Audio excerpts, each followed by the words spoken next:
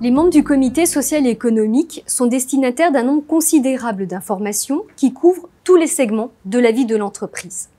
Il est essentiel qu'ils soient en mesure de les comprendre afin de rendre un avis éclairé lors des procédures de consultation, notamment sur la situation économique et financière de l'entreprise, sa politique sociale ou ses orientations stratégiques. 2 formations leur sont ouvertes, l'une dans le domaine économique, l'autre relative à la santé, à la sécurité et aux conditions de travail. D'autres formations sont instituées par voie conventionnelle afin qu'ils puissent être en mesure d'exercer au mieux leurs attributions.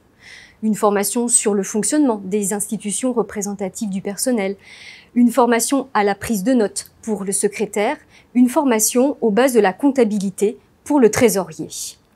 Les membres du comité, s'ils le souhaitent, peuvent bénéficier de la formation économique, sociale et syndicale offerte à tous les salariés de l'entreprise.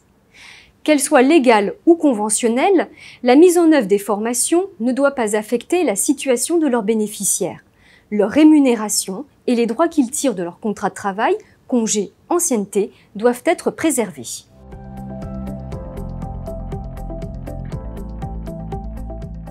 Afin d'enrayer la crise des vocations, le législateur a forgé un arsenal de mesures destinées à favoriser et à valoriser l'engagement syndical et l'exercice de fonctions électives. Certaines, qui exigent le relais des partenaires sociaux, ont pour objet la conciliation de la vie personnelle, de la vie professionnelle et des fonctions électives ou syndicales. Ces mesures consistent par exemple à établir un calendrier prévisionnel des réunions, à prêter attention à la durée et aux horaires des réunions. D'autres ont pour finalité d'assurer une progression de carrière aux salariés titulaires d'un mandat.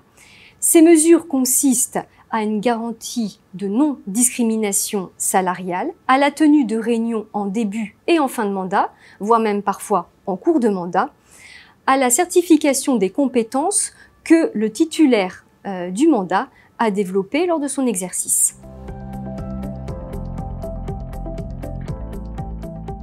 Certaines des mesures législatives et conventionnelles prises au soutien de la carrière des représentants du personnel peuvent être appréhendées comme étant de nature à emporter des ruptures d'égalité au détriment des salariés qui ne sont pas investis d'un tel mandat. À la question des différences de traitement susceptibles d'être ainsi créées, les partenaires sociaux ont apporté des réponses. Celle-ci consiste d'une part en une déclaration de principe de non-discrimination et du respect du principe d'égalité, d'autre part en un rappel des modalités d'appréciation de la situation des intéressés par comparaison avec celle d'autres salariés relevant de la même catégorie professionnelle, embauchés à la même date, au même coefficient, et qui se trouvent dans des conditions identiques de diplôme, de qualification et d'expérience professionnelle.